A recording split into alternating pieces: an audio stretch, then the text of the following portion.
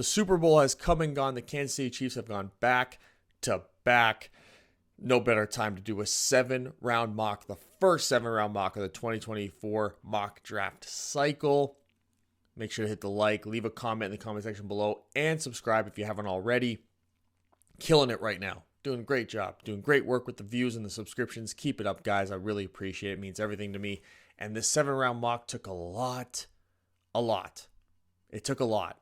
It took a lot, especially because I'm still reeling from the fact that the 49ers couldn't pull it off. They were my deep dive series, my number one team. I predicted them to win the Super Bowl, and they screwed it up. They screwed it up for me. They screwed it up. Damn it. Another choked lead by Kyle Shanahan. When is he ever going to learn? When? But this video is going to go on forever because it is. We're going to go team by team. We'll start with the NFC and then go to the AFC teams, do them like alphabetical order. It's not going to be in the actual draft order one. So it's going to start with Arizona and we'll end with the Tennessee Titans. I'll put the chapters in there for everything in between for you guys to follow along. And let's get started right now. So we'll start here with the Arizona Cardinals. And they're in a great spot, I feel. Marvin Harrison Jr. They basically are sitting there with he's likely going to fall to them, which is just an amazing turn of events and luck for them. And then they're going to be able to get starters throughout these early rounds. Quinion Mitchell, the cornerback class is really strong. They need some corners out there. They drafted Garrett Williams last year, who's sort of like a corner safety hybrid. And if they do get rid of Budda Baker, then he's probably going to be moved to safety along with Jalen Thompson. So then you're going to have Quinion Mitchell who can come in and immediately play corner as a starter. And you're going to get a quality guy out of that. He had a pretty good performances even in some workouts. And then Kingsley Suamataia. This is a guy who can come in, he can play tackle, and it can keep Paris Johnson at guard for the time being. Unless you're ready to move on from DJ Humphries, which in that case now you have a DJ Humphries level replacement.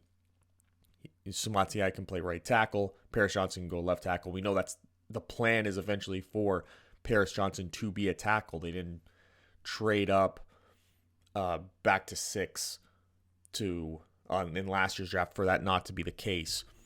Then you got Brandon Dorlus and Kalen Bullock in the 3rd round. Zach Zinter as well. Again, you're getting quality players there. And I got Kalen Bullock, because that could also, Garrett Williams can stay at corner in that case as well.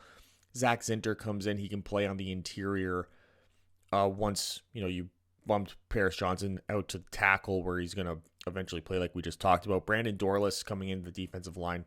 They have a horrendous front four in general. So getting anybody in there, it's going to be a huge opportunity for a young player. And then Tommy Eichenberg fell to 104. I really like adding him to that linebacking group along with Zaven Collins. And Zaven Collins can also kick out to the more of an edge position in this case. And it allows you to play around with Collins a lot more and let him play multiple positions.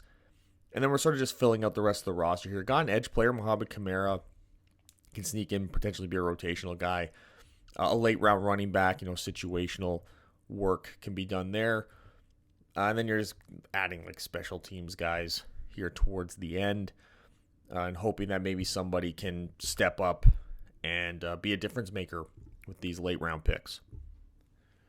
So here's the Atlanta Falcons, and with bringing in Raheem Morris, I do expect them to put a lot of focus in the draft into the defense and improving that defense as quickly as possible, adding some young talent into there.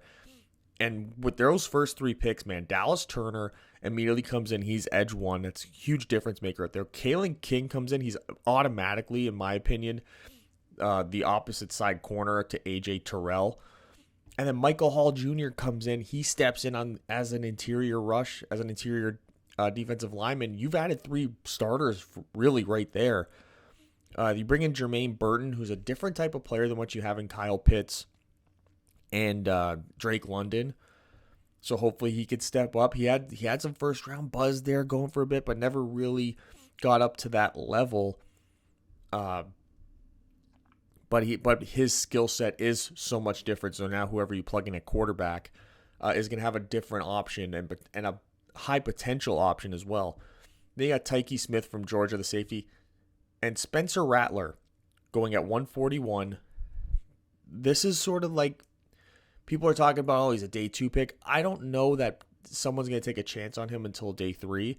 I think Atlanta's a pretty good situation for him to end up in, where he's going to have a chance to compete and a chance to prove himself, and he's not going to just come into a situation where he's an automatic backup, especially if they don't add a quarterback in free agency like Russell Wilson or Kirk Cousins, and they are running it back with Taylor Heineke and Desmond Ridder. So I think that they can really steal something here with Spencer Rattler potentially, and if he turns out to be a bit of a douche, like I think he is, sorry, it is what it is. People are like, oh, he's a high character guy now. Okay, I'll believe it when he gets a little bit of money in his pocket. But this is probably the best opportunity situation that he can find himself in, given the state of the roster, assuming the quarterback room stays the same. Now, here's one of the more hopeless teams in this draft. It's the Carolina Panthers, the worst team in football, doesn't have a first-round pick. But they do get Braylon Trice there at 33, and Roman Wilson, the wide receiver from Michigan, at 65. Those are instant contributors. Braylon Trice instantly upgrades your edge room. Roman Wilson upgrades your wide receiver room. And you're just hoping to get guys out there that can contribute on both sides of the ball immediately. Ruka Horo could sneak into the starting lineup, I think, especially depending on what they do with Derek Brown. Brandon Coleman, just some depth there. Curtis Jacobs, Theo Johnson, just getting some depth players out there on a very weak roster. So the hope is that you can find some of these diamonds in the rough that are going to improve this roster quickly. And it's almost like you're just taking the best player on the board at the time in which you're picking. So whoever it may be, you can see there's not really a fulfillment of needs there at tight end and linebacker, maybe not necessarily defensive line either, but you're just taking guys who you hope can all contribute in year 1, year 2. And here's the Chicago Bears, and this is a home run draft opportunity. You go Caleb Williams at 1, and then Roma Dunze at 9.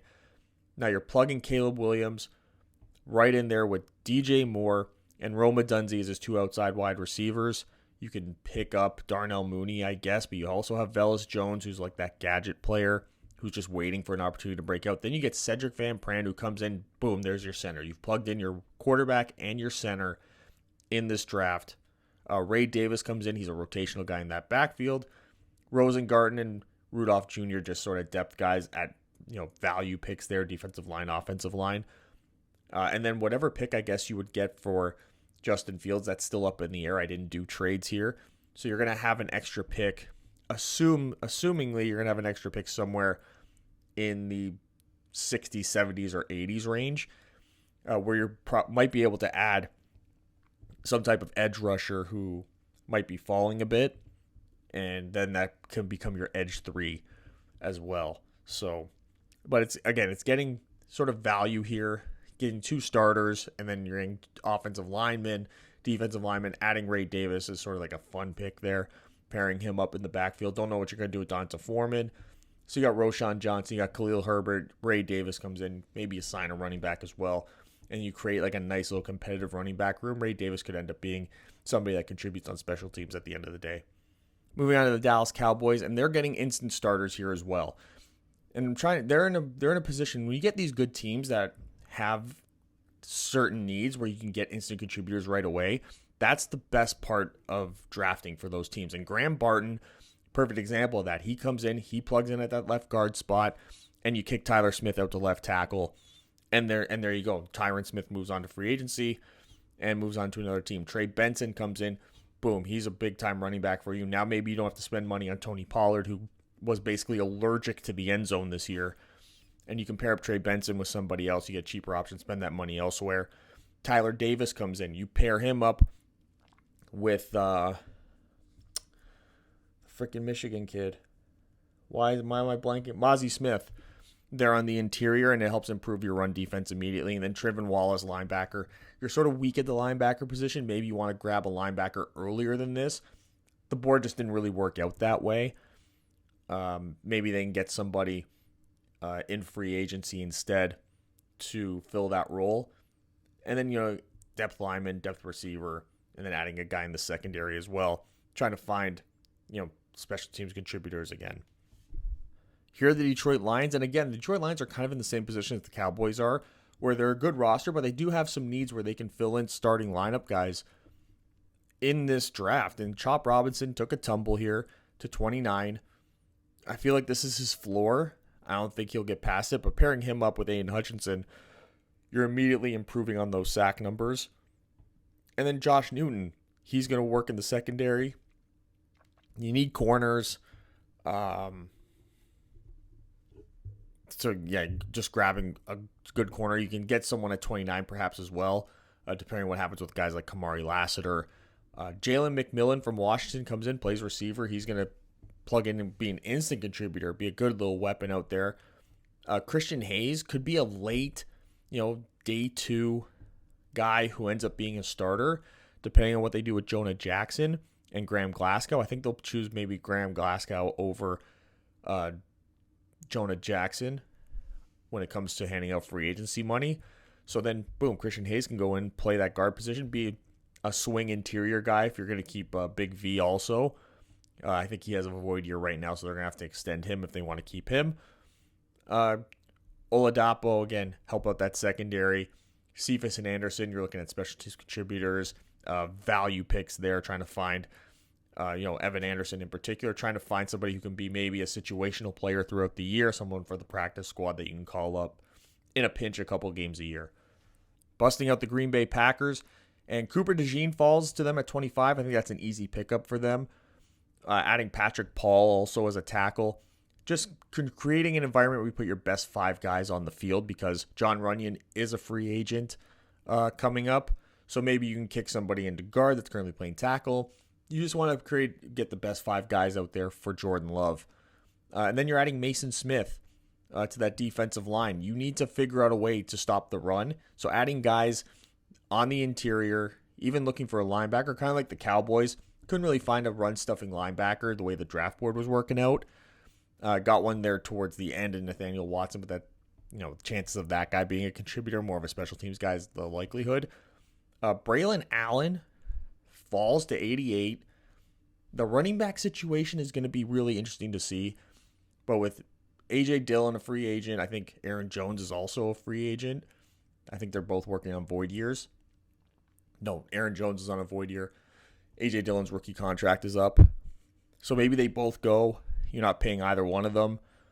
And you bring in a running back who I think Braylon Allen is a great back. So, Wisconsin guy, I think that's an easy plug and play. Jaden Hicks at safety, helping out that secondary again. Him and Cooper DeJean could be instant contributors. Dwayne Carter, another defensive lineman. And then value positions there. Wide receiver, edge, offensive line, more secondary guys. At the worst case scenario, trying to find guys to put on the practice squad, call them up for a couple weeks, play some special teams, some situational football. And it's weird as hell to say the Los Angeles Rams have a first-round pick, even a second-round pick. They haven't had too many of those the last couple of years. But they're going to land Kool-Aid McKinstry there in the first round. And they need cornerback help. That was really kind of a weak spot. They had some guys overperforming, but Darian Kendrick had some good moments. He also had some pretty bad ones. So you want to help clean that up with maybe a better, more accomplished cornerback in Kool-Aid McKinstry. I think that's a good situation for him to fall into. Edgerrin Cooper, linebacker, help right up the middle there. You got Kobe Turner, who I called. I called it with Kobe Turner. You're welcome. This helps up in that interior as well. Adisa Isaac, edge player. Have they even have like a dominant edge player? Byron Young, as a rookie, played good. Maybe you get Adisa Isaac on the opposite side, and you got a good 1-2 punch there, a good young 1-2 punch. And then, adding 2 interior offensive linemen there at the bottom. Dylan McDuffie, running back, some depth there. Barner, some depth tight end. Nathan Thomas, some depth there for the offensive line. Baker and Mustafa, again, just sort of depth players for the most part. Here are the Minnesota Vikings and Liatu Latu at number 11. Great spot for him to end up. He's can play like a hybrid role in that defense. If Brian Flores is still going to be the defensive coordinator, I think he would fit in perfectly there. And then J.J. McCarthy falls to 42. This is a perfect situation for a guy like J.J. McCarthy to end up in this type of offense. And he can end up actually being a week 1 starter in this scenario. I think he'd do pretty damn well based upon how quarterback friendly the system is as well. Cam Hart, cornerback, he can be somebody that gets drafted on day 3 that can become a starter week 1. Marshawn Lloyd, just some depth in that backfield. Their backfield was okay at times, with Ty Chandler and Alexander Madison. But maybe you want to try and figure out a way to get an alpha back there, and maybe you can steal one day 3, even though it's not the biggest need for you. And then, some depth on the offensive line. Luke McCaffrey, a wide receiver, might be able to step up. Evan Williams helps out in the secondary, and then Dallin Hooker, tight end, you're looking for somebody who can be a situational guy to come out for you. Here are the New Orleans Saints, and I really like these 2 picks. I've been doing them a lot for the Saints. It's Jared Verse at 14, and then Tyler Nubin at 45. With how much older the Saints' edge room is getting, and Peyton Turner never really worked out the way you would hope, have Jared Verse and Isaiah Foskey as your 2 future defensive ends is a great situation for the Saints. And then Tyler Nubin, sneaky good safety, can come in and I think play right away. And then you're kind of lost here for picks because just the way they've been running their office. So you get a corner, a tight end, you get some offensive line help, some defensive line depth there. Get another wide receiver, late round wide receiver, another situational running back, guy for the rotation. What's going to happen with Alvin Kamara and Jamal Williams. You also had drafted that kid last year as well, whose name is escaping me because I just did 260 plus players for this year's draft, so I apologize for that. But again, they're top heavy in this draft. A lot of the guys they're going to be picking up are going to have to shine in training camp to even get onto the roster, especially because they're working with so many cap issues as well. So here are my New York Giants, and picking for them, Malik Neighbors, I think, is an easy home run pick if he's there. Take him. He's your wide receiver 1 right away. Chris Braswell, again, I think that was a home run to grab him. He's the guy that will play opposite Kayvon Thibodeau moving forward and be part of a rotation with Azeez Ojulari, and then you don't have to worry about re-signing Ojulari, and you can spend the money elsewhere. Cooper Beebe comes in, immediate starter at guard. Left or right side, doesn't matter. Blake Corum, the running back for Michigan, comes in, assuming they don't bring back Saquon Barkley. But even if they do, you still need a good running back room out there. And Blake Corum comes in, can be a great contributor early on. And then just drafting for value there. Got guys in the secondary and get an offensive tackle, part of the group there, getting some depth on the offensive line. So here come the Philadelphia Eagles, and their secondary was absolutely horrific. They looked old. They looked slow. They looked unenthused in general. So you want to go out there. You want to get some help. Terrion Arnold, who's flying up people's boards, looking like he's going to be potentially even the first Alabama corner taken over Kool-Aid McKinstry potentially this year. Some people have him as cornerback 1. He comes in. He can be an instant starter for you. You can move on from James Bradbury. And then you got Slay, who probably might be on his way out also. But you can get Keely Ringo in there, Eli Ricks, Terrion Arnold, Darius Slay. And then you got a good young group in there, so you're not throwing the young guys still into the fire. You can create good matchups for them. Cameron Kitchens comes in. He can be a safety. He can play up to the line of scrimmage. Good little hybrid guy that you have there who can get a lot of snaps in his rookie year. Xavier Worthy, just get a nice little weapon for Jalen Hurts. You upgrade that wide receiver 3 spot. And with the injury to A.J. Brown, don't really know what that's going to look like and what his rehab process will be. Cedric Gray, linebacker. I think he can come in and improve your linebacker room immediately. It's not that high of an investment. You pair him up into Kobe Dean and guys like that. And then you're just drafting again for depth. Get some offensive line depth in there. Get an edge player. Get another guy in the secondary. And then get somebody to, again, play around with the running back room. With DeAndre Swift coming up with his contract and everything.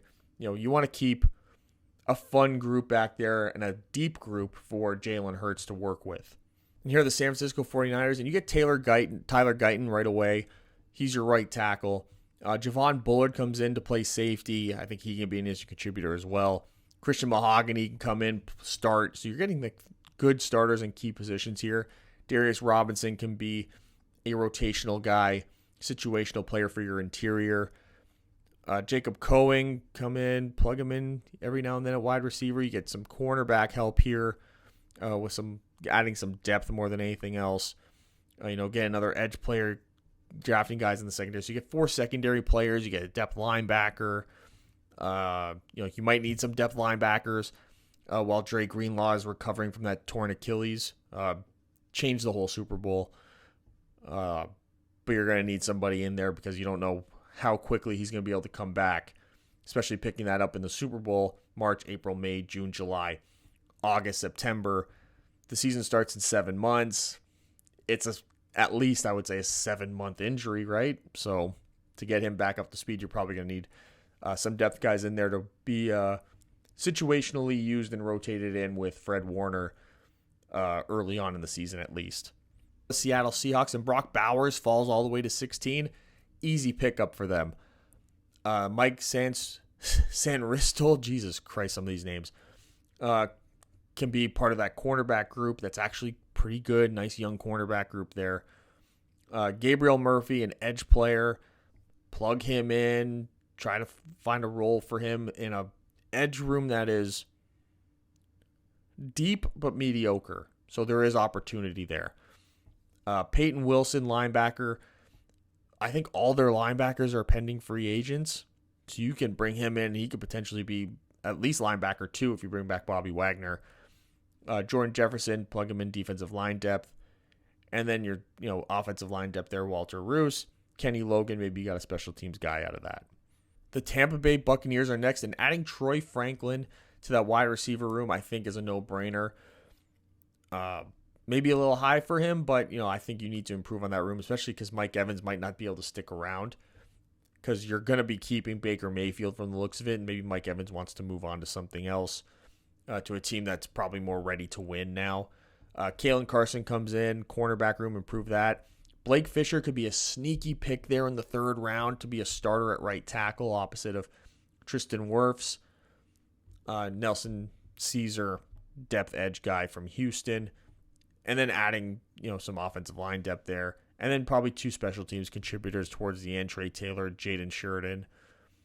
But, you're improving. Again, you're looking at opportunities to, some of these teams are in real great positions because of how deep certain position groups are that they can be adding starters well into day 2. Like day 1 starters well into day 2. And here are the Washington Commanders, and you're drafting Drake May, the quarterback, at number 2. Easy peasy right there. Jackson Powers Johnson, the interior offensive lineman. You need to improve on the interior of the offensive line. So you get a starter there. Jeremiah Trotter Jr., a good little story playing for his dad's old team. Instant starter at linebacker. Jonah Ellis, instant starter at defensive end, opposite KJ Henry.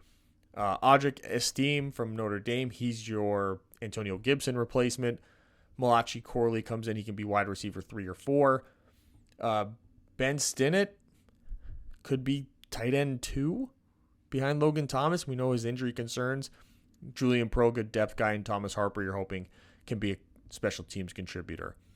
Now we're into the AFC and the Baltimore Ravens. It's Ennis Rakestraw, the cornerback out of Missouri.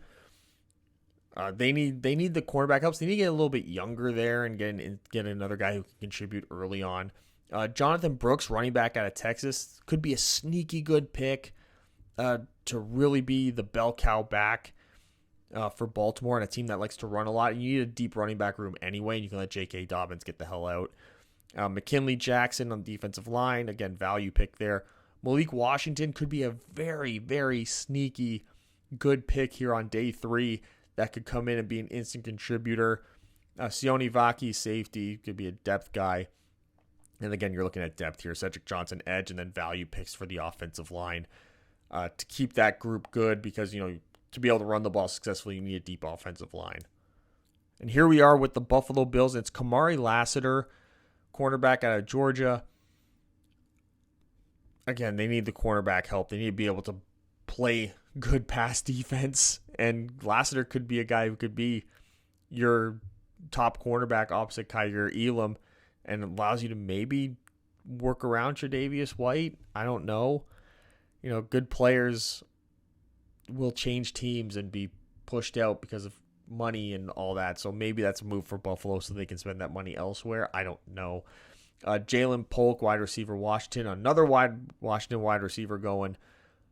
Gabe Davis, an impending free agent. You can bring him in and then you can let Davis go. And you got Diggs, Polk, Shakir. Cole Bishop, safety. Another guy for the secondary, an aging safety group. And then you're just adding, again, just sort of depth players here. Austin Booker, edge. Keegan on the offensive line. Gerald on the offensive line. Lovett on the defensive line. Harden, another guy for the secondary. Rasheen Ali could be a backup running back, potentially. Trice Knight can join a linebacker rotation, special teams contributor. The Cincinnati Bengals, and it's Armarius Mims there at tackle. Jonah Williams gone. Mims can come in, instant starter. Xavier Legette falls a bit, and you can plug him in that T. Higgins spot if T. Higgins is leaving, which seems to be likely unless they franchise tag him. Mekhi Wingo on that defensive line rotation. McLaughlin in that cornerback room, get a rotation going there. Adding some depth on the offensive line again on the interior this time. Dylan Lobb can come in and be running back 3. Torrey Taylor, a punter, because why not? Bub Means, great name. Another wide receiver for your room there. With Tyler Boyd also leaving. You have Isovas and somebody else. Forget the other guy's name. But you want to keep that wide receiver room strong and deep, other than Jamar Chase for Joe Burrow. And then Tanner Koziel is probably going to be a special teams guy mostly. Bub Means will probably be a special teams guy too. But, a sneaky day 3 pick like a Puka Nacua could always pop up. So here are the Cleveland Browns, and adding Chris Jenkins there, 54, is a real easy pick. Immediately comes in, can be part of a rotation, at least on early downs. He can be a great contributor. Brandon Rice, wide receiver. Keep that receiver room nice and deep for Deshaun Watson. They had a great little offensive system going there, so adding more guys into that group would be extremely beneficial. Jalen Wright, a running back. What's Nick Chubb's future looking like? You got Jerome Ford, but you're going to need some depth in that backfield. Teron Harper, linebacker, could be a good little depth linebacker there, like a linebacker 3. And then just value picks there, offensive line depth, defensive line depth, secondary depth. Looking for, again, late round contributors. And up next, the Denver Broncos. And because they don't have a second round pick, and I wasn't trading, they're going to take Bo Nix at 12. I think he's the perfect quarterback for the system.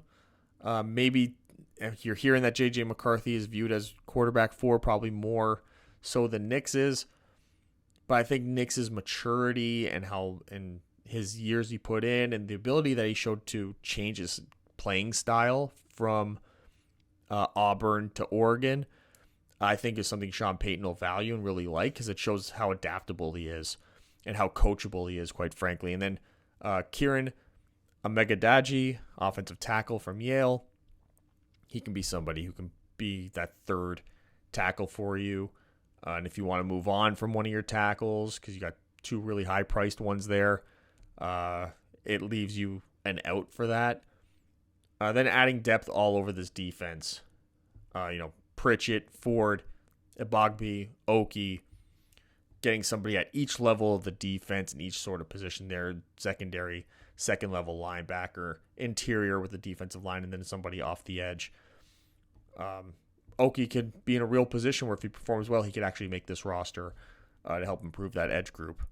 Here come the Houston Texans, and Jerzon Newton falls to 23. Good players fall, and Houston loves every second of it. Him and Will Anderson, the defending defensive rookie of the year. What a pairing they could turn out to be. Devontae Walker at 59, adding him to the wide receiver room. Can keep adding players for CJ Stroud.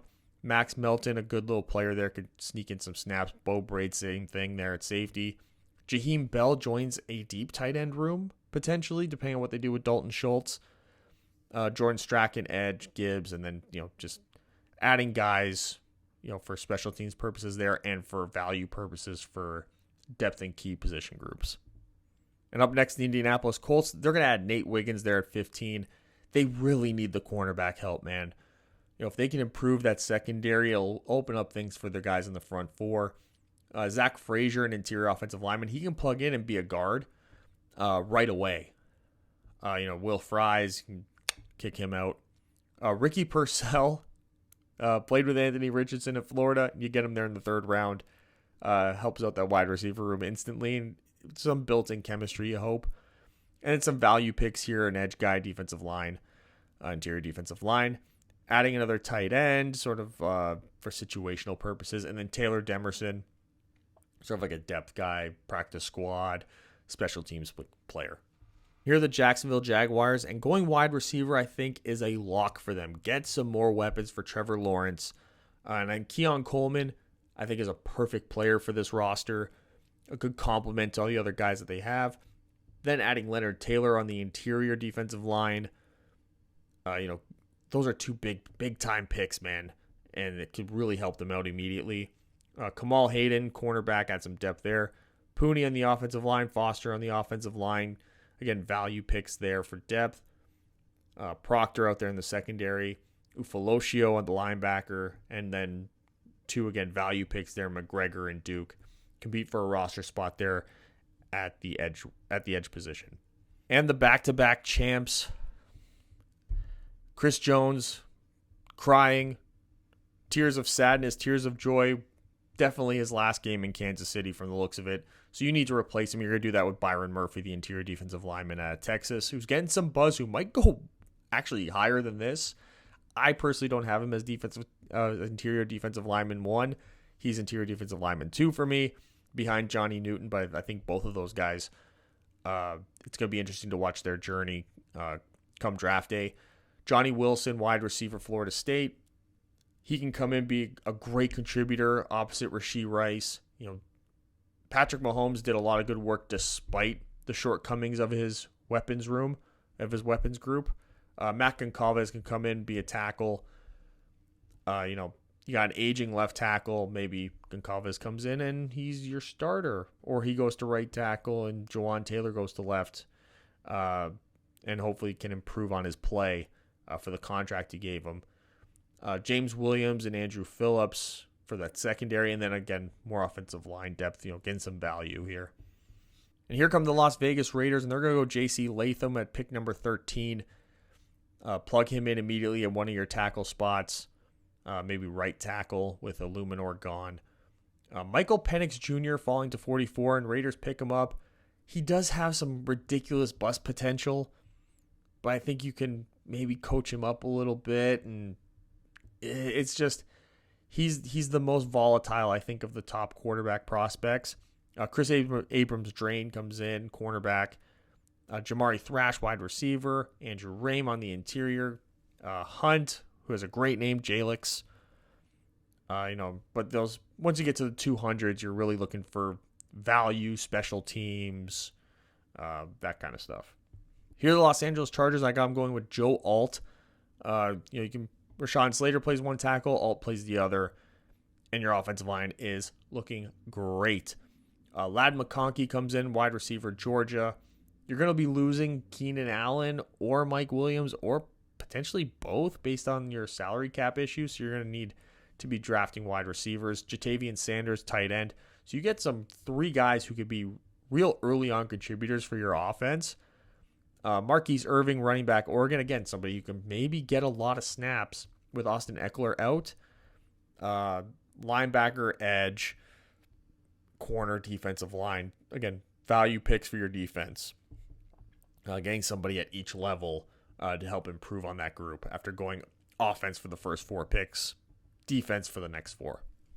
So here are the Miami Dolphins. It's going to be Troy Fautanu. So even if Teron Armstead sticks around, which he might retire, he might not, Fautanu can play on the interior offensive line, which you do have a lot of impending free agents in that group. All 3 of your interior starters, I think, are UDFAs. So he can play on the interior until Teron Armstead retires, and you can plug him in at left tackle. Austin Jackson finally had like his breakout season. You hope you continue to build on that. Tavondre Sweat, big-time nose tackle, big space eater, gap eater, and can play all 3 downs. And then you're looking again for value here. To pull a Fotu edge, Charles Turner on the interior, Marcellus Dial there at corner, and then Omar Speights there, linebacker, again, special teams guy late in the draft. Here's the New England Patriots, and the right thing for them to do is take their quarterback. It'll be Jane Daniels at 3. Then you get Jordan Morgan, so you get your quarterback, you get your left tackle. DJ James, cornerback out of Auburn, helps out that secondary group that's going to be a little bit depleted due to free agency and definitely roster cuts, cap casualties. Will Shipley, running back. They love to have running backs back there. It's still going to be like that. There's going to be that Bill Belichick influence on Gerard Mayo. Ezekiel Elliott's gone, of course, too. So you're getting a guy to help out Ramondre Stevenson. Aeneas Smith, get a weapon out there at wide receiver. You hope that they add a wide receiver in free agency, like a veteran, to instantly improve that room. Adding another tight end, Eric All, and then Eric Watts, a value pick there at edge. And here are the New York Jets, and Talisi Fuaga seems to be the guy. Seems to be a guy that Joe Douglas is enamored with. We know Joe Douglas loves to take linemen in the draft, especially early on. They took Will McDonald last year. He's going to move into a starter spot in this upcoming season. And Fuaga can come in, play your left tackle spot immediately. So, you got Aaron Rodgers. You got to take swings. Speaking of Aaron Rodgers, you give him a tight end in Cade Stover. You're going to be out at least Tyler Conklin or CJ Uzomah because of the cap. So there's that. Michael Pratt at 113 to come in and be the backup that maybe you groom behind Aaron Rodgers, because Pratt, he does have really good qualities. Like, he has a good foundation to build off of. Maybe the upside isn't there, like in an arm talent perspective, but he does have a better foundation than what Zach Wilson had coming in, and Zach Wilson it doesn't seem to be working, whether it's a size thing, whether it's an attitude thing. So Michael Pratt is sort of the antithesis of that, the opposite. Zach Wilson had the arm talent, but not really anything else, and Michael Pratt's sort of the opposite. He sort of got everything else, a good foundation without the arm talent. So maybe you can create a middle of the pack future quarterback that you can maybe transition to in the short term once Aaron Rodgers retires. I mean, that could, if Aaron Rodgers plays 2 years, maybe Pratt is there sitting pretty as a good backup with a good foundation, watching Aaron Rodgers for 2 years, and then can be a plug and play guy potentially down the line. And then you're just adding like depth players there, special teams guys at the end, White, Gallup, Major. Nugent could be a pretty good swing guard. Fisk on the defensive line, add him to that rotation. You got some expiring contracts from some veterans on the interior there as well. And here are the Pittsburgh Steelers, and I am sticking with my guns here. They're going to go wide receiver in the first round. Either Deontay Johnson or George Pickens is gone. It might be Deontay Johnson because of the salary cap, them wanting to get more money off the books, because they are, I think, slightly over it right now. TJ Tampa, cornerback, build him up with Joey Porter Jr. on the opposite side, who had a good year, especially towards the end there. Ended up getting nominated for Defensive Rookie of the Year. Junior Colson, a linebacker. They don't really have a top-level linebacker.